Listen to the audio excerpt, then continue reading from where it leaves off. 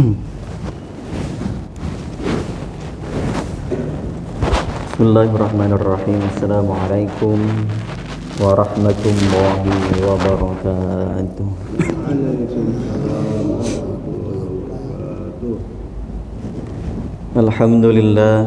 Alhamdulillahil wahidil qahhar, al-azizil ghaffar, muqaddiril aqdar, musarrifil umur, mukawwiril laili 'alan nahar. Tabsiratan liulil qulubi wal absar alladhi ayqadha min khalqihi man istafahu fa adkhalahu fi hamalatil akhyar. Amma ba'du.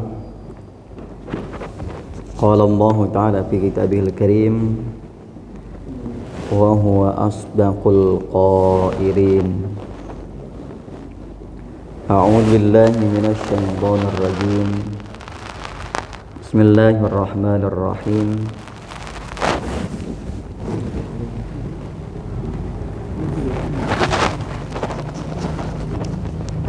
Ud'u rabbakum tadarru'an wa khufyah innahu la yuhibbul mu'tadin. Wa qala Allah ta'ala aidan wa qala rabbukum ud'uni astajib lakum. Wa qala Rasulullah sallallahu alaihi wa alihi wasallam, la yanqul ahadukum idza da'a Allahumma ighfirli in syi'ta Allahumma arhamni. Masyiral muslimin jamaah salat subuh rahimakumullah, puji serta syukur kita panjatkan kehadirat Allah Subhanahu wa taala.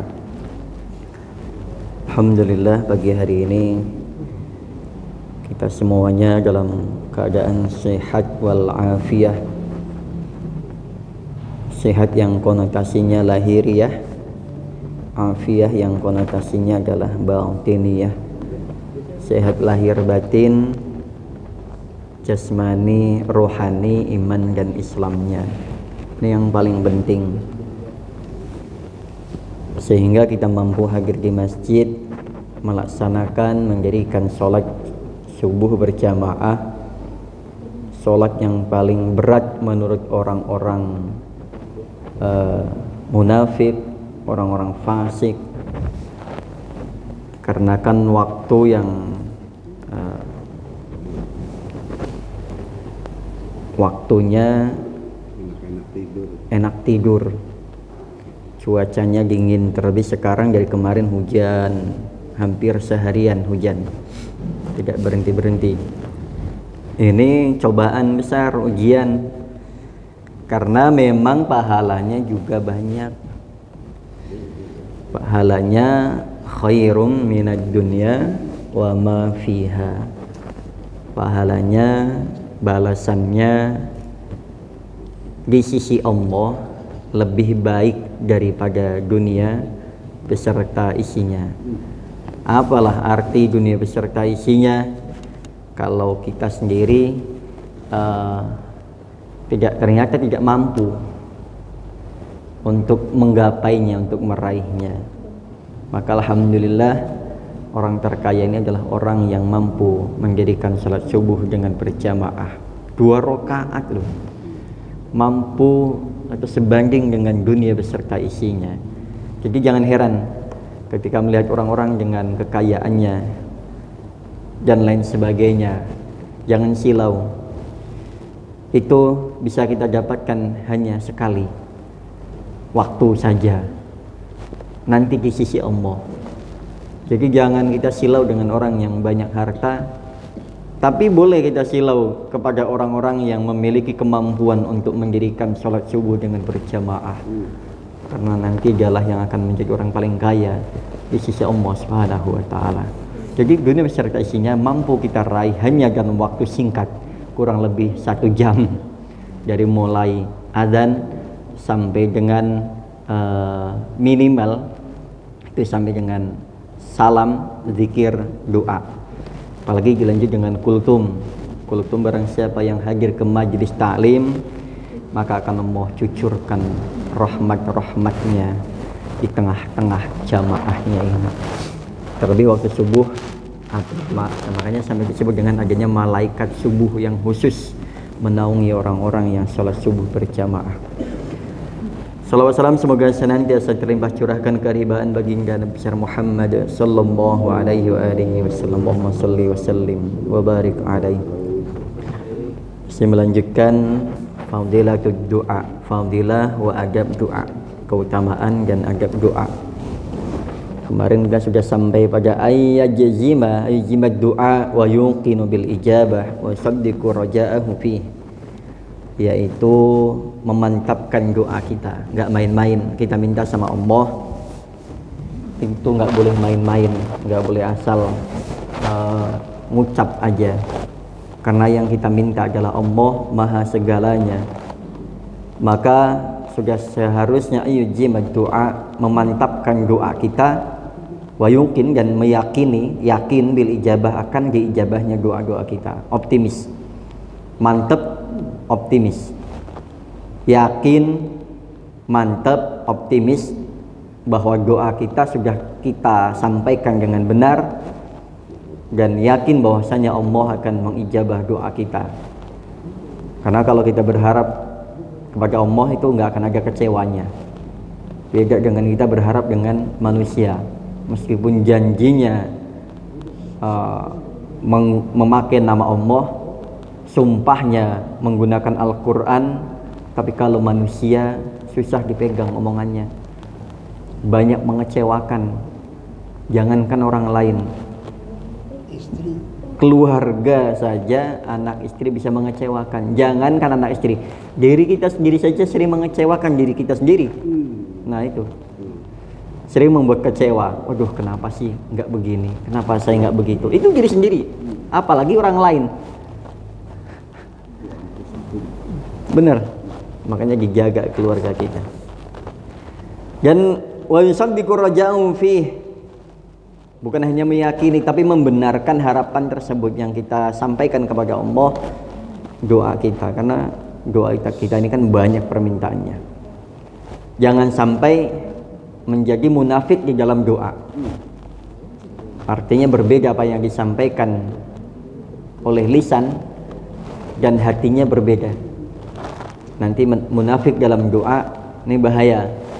Kita mintanya apa, hatinya bilang apa, atau kita ngomong hatinya kosong.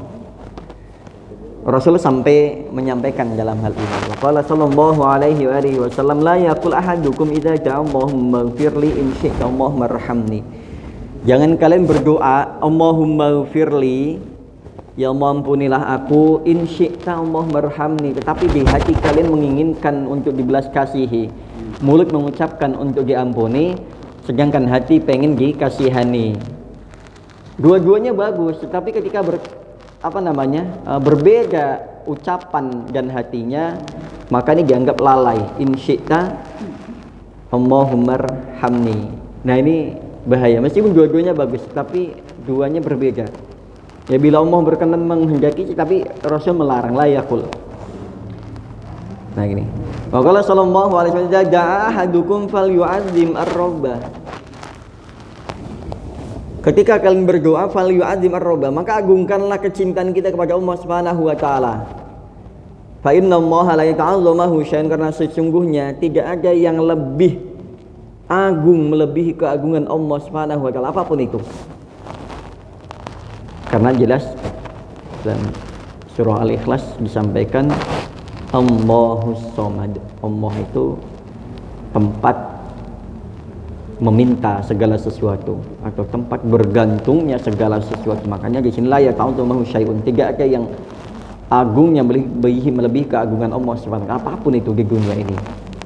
Makanya jangan pernah ada harapan selain kepada Allah, jangan pernah ada ketakutan selain takut kepada Allah, jangan ada penyembahan selain menyembah kepada Allah Subhanahu wa taala.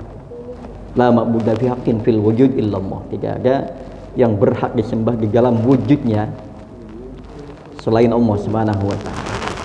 Nah, ini dalam harapan juga sama, dalam doa juga sama. Ketika kita berdoa, agungkanlah kecintaan kita kepada Allah, harapan kita kepada Allah, karena sesungguhnya tidak ada yang lebih agung melebihi keagungan Allah Subhanahu wa taala. Wa qala sallallahu alaihi wasallam ud'ullaha wa antum muqinuna bil ijabah wa alamu anna Allah azza wa jalla la yastajibu du'aan min qalbin ghafilin.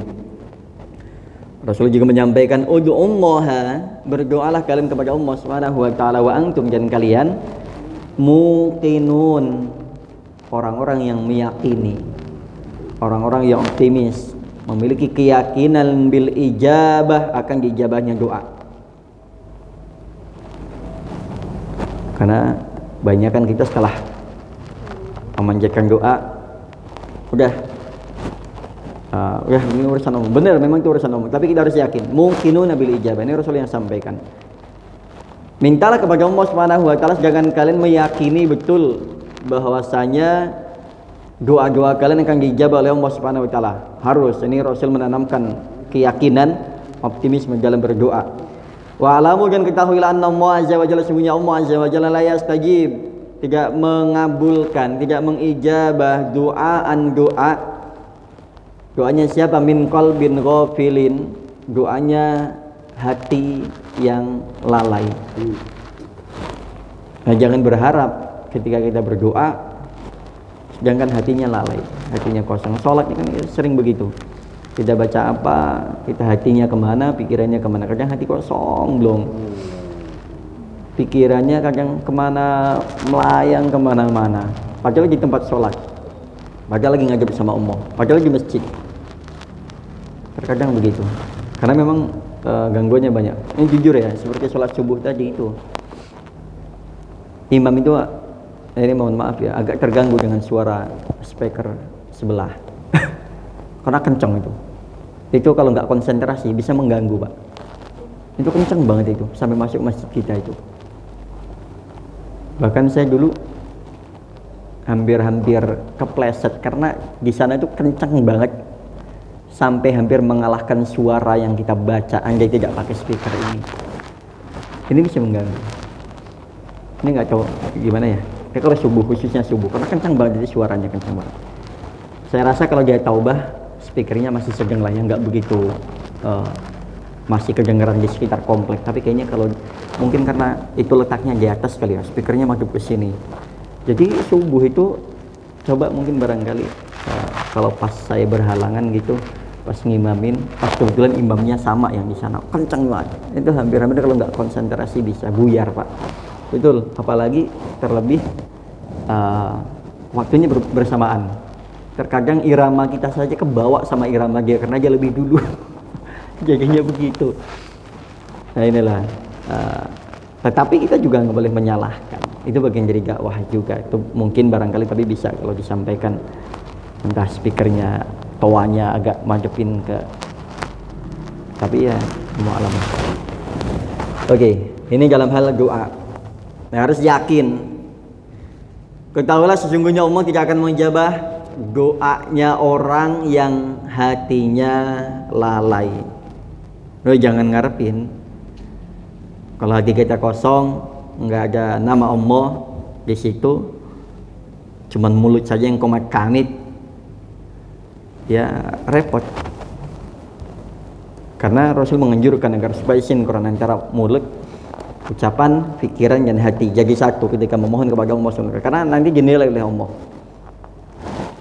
Ucapannya dari redaksi doanya ini, bacaannya, kefasihannya juga kalau dinilai ya, andai kita dinilai rapot itu, dari mulai fasihnya, terus hatinya, pikirannya, keseriusannya, keyakinannya dalam ijabah ini sejauh mana. Nah, nanti ada untuk di antaranya. Nah, yang berikutnya yali hafid doa wa yukarriruhu salatan wa la yastabuti al ijabah. Yaitu yang berikutnya adalah membaguskan, bahasanya memaniskan. Jadi doa kita diperindah, baik bacaannya, terus juga mungkin gimmick kita juga sama Allah perlu kali, karena Allah juga melihat bukan hanya sekedar kita asal ngucap, tapi Allah bagaimana melihat, menunjukkan keseriusan kita baik dengan ucapan maupun dengan bahasa tubuh kita juga serius. Jangan sampai doa sambil goyang-goyang, sambil seperti tidak serius. Tapi ada loh orang yang saking seriusnya malah tubuhnya sampai nggak kerasa ke bawah irama. Pernah nggak Bapak ketika ada orang yang maulid atau yang orang tahlil, itu biasanya ada yang sampai ke bawah dengan tapi jangan sampai yang berlebihan ya, jangan sampai kayak joget-joget. Tapi ada yang sampai ke bawah, la ilaha illallah misalnya, la ilaha illallah. Iramanya sampai ke bawah, menjiwai, sampai batinnya ke bawah, la ilaha illallah. Bukan untuk main-main. Terkadang kalau memang serius itu bisa meneteskan air mata. Nah ini, doanya dibaguskan. Ini ternyata boleh loh mengulang-ulang sawayukarriruhu salasan. Boleh mengulang di doa-doa tertentu 3 kali. Contoh, Allahumma inna nas'aluka husnal khatimah, ya Allah kami minta akhir kehidupan yang baik, husnul khatimah. Ini boleh 3 kali. Jadi suatu saat kalau kita ada imam atau ada memimpin doa, atau kita sendiri yang membaca doa diulang 3 kali, nggak usah dipermasalahkan. Di kitab ini membolehkan. Wa yukarriruhu salasan, dan dianjurkan untuk mengulang 3 kali di doa-doa tertentu yang dianggap ini krusial, istilahnya gitu.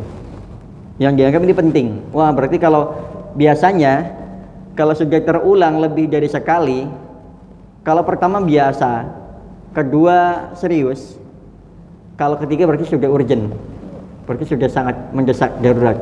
Sama dengan kita, mohon maaf, ketika kita ada perlu sama teman kita, sekali ngomong mungkin dianggap biasa, kayaknya orangnya nunggu nih, kemarin sih ngomong sama saya, tapi kok nggak ada ini lagi gitu. Biasanya gitu, ditunggu untuk kelanjutannya. Ternyata benar, ada kelanjutannya, ada ditunggu lagi, ternyata benar menyampaikan begitu. Makanya seperti halnya mimpinya Nabiullah Ibrahim juga terulang sampai 3 kali kan. Ketika disuruh menyembelih putranya Nabiullah Ismail alaihissalam itu terulang. Makanya tarwiyah, Arafah, Nahar. Yang pertama meragukan, yang keduanya meyakinkan, yang ketiganya sangat yakin sehingga eksekusi waktunya. Nah ini menunjukkan keseriusan. Ini boleh. Wa yukarriruhu salasan, dan diulang sampai 3 kali. Wa la yastabqi al-ijabah, dan jangan mengendorkan keyakinan kita akan diijabahnya doa. Jangan sampai kendor. Dibaguskan, diulang, terus jangan kendor. Nah ini dalam doa saja aturannya sampai begitu. Nah, jangan sampai lupa lagi, yang seharusnya menjadi poin utama adalah ayat tatahal doa bi dzikrillahi taala, membuka doa kita dengan zikir kepada Allah Subhanahu wa taala. Jangan langsung pada poin langsung minta Rabbighfirli wa liwalidayya warhamhuma kama rabbayani, atau doa yang lain. Jangan poinnya itu. Biasanya kita kan ayo Pak istighfar dulu 3 kali, astagfirullahaladzim. Falakal hamdu ya Allah, ya Maulana, ya Ma'bud. Makanya itu, falakal hamdu ya Allah. Membuka doa ini dengan zikir kepada Allah, dengan memuji Allah Subhanahu wa taala. Ini jangan sampai lupa. Wala yabda'u bisoal, jangan memulai langsung tiba-tiba ujuk-ujuk langsung minta ke poin permintaannya saja. Begitu. Makanya Al-Fatihah itu didahului dengan bismillah dan alhamdulillah. Menyebut nama Allah dan memuji Allah Subhanahu wa taala. Enggak langsung iyyaka na'budu wa iyyaka nasta'in, atau langsung minta sama Allah nasta'innya saja. Bahkan nasta'innya saja permintaan didahului dengan iyyaka na'budu, menyembah dulu. Enggak langsung poin permintaan. Ini mengajarkan bahwasanya ketika ada kita minta hajat sama Allah Subhanahu wa taala, puji Allah dulu. Mau enggak dia memuji Allah dulu, mengagungkan Allah dulu, baru sampaikan hajatnya. Ya biasalah bahasa kita kan basa-basi. Pertama saya kesini silaturahim, kedua bla bla bla, nggak taunya ujung-ujungnya ya ada perlu.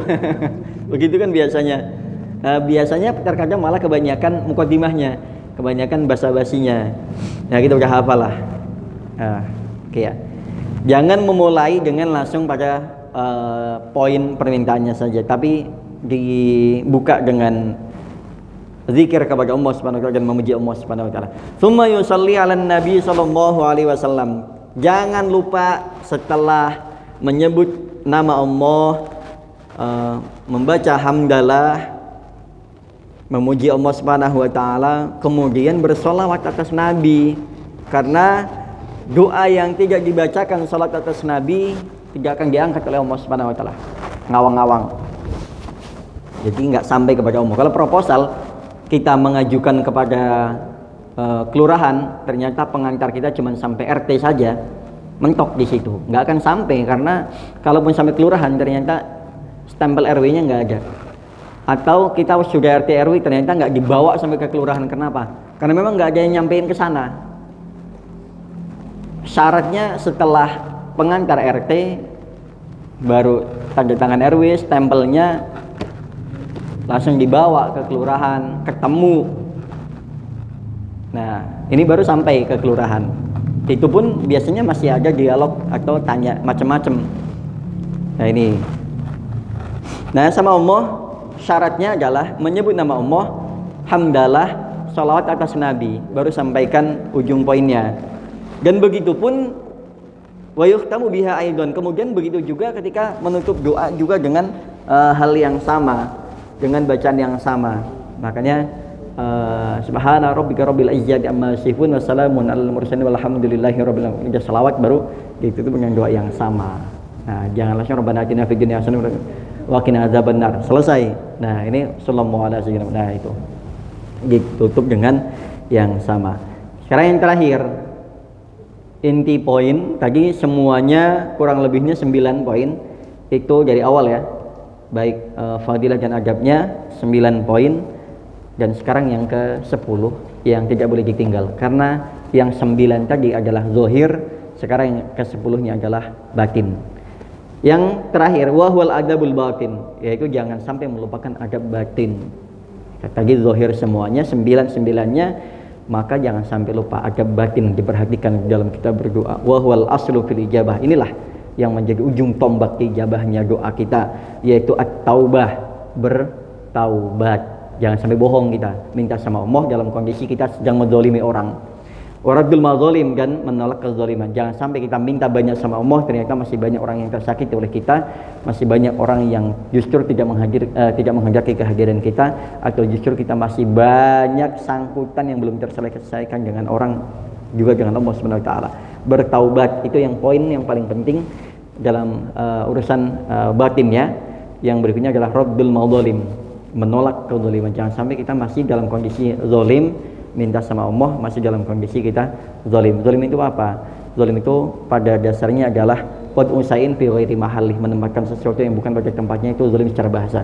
Tapi zalim dalam hal ini adalah menyakiti makhluk lain, itu juga zalim di antaranya. Wal iqbal 'ala Allah azza wa jalla bi kunnihil himmah, dan setelah taubat, menolak kezaliman, kemudian al-iqbal 'ala Allah azza wa jalla bi kunnihil himmah, yaitu menghadap kepada Allah dengan tujuan yang mulia, keyakinan yang kuat, dan tujuan yang mulia. Bi kunnihil himmah, dengan sejatinya cita-cita, memiliki tujuan yang kuat.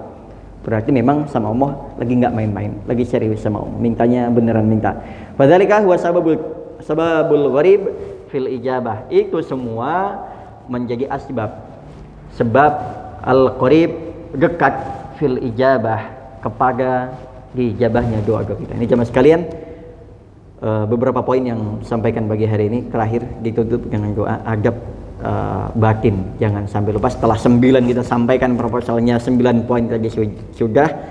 Kalau ternyata yang ke-10 ini dia lupa, maka sama saja yang ke-9 tidak dianggap, karena adab batinnya ini penting. Makanya kita harus di paling akhir, bukan berarti ini, tapi menentukan. Biasanya hasil akhir menentukan, kan begitu. Biasanya hasil akhir menentukan. Biasanya di injury time, makanya ditaruh di injury time. Kenapa? Untuk mengingatkan kita. Biasanya kan poin-poinnya baru di notulen ya. Oh iya, berarti ini poin-poinnya ini. Biasanya kan begitu. Rapat ada notulennya. Itulah yang di antara poin yang sangat krusial, pentingnya adalah ketika kita terakhir disampaikan poinnya ini.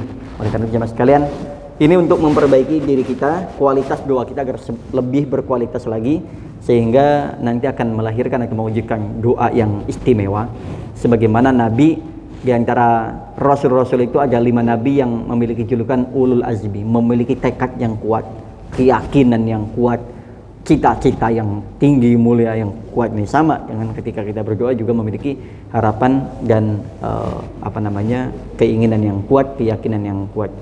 Mari sama-sama kita tutup dengan kifarah majlis. Sebelumnya saya berisi kepada Allah Subhanahu wa taala, minta maaf kepada jemaah sekalian. Subhanakallahumma rabbana wa bihamdika asyhadu an la ilaha illa anta astaghfiruka wa atubu ilaik. Wassalamualaikum warahmatullahi wabarakatuh.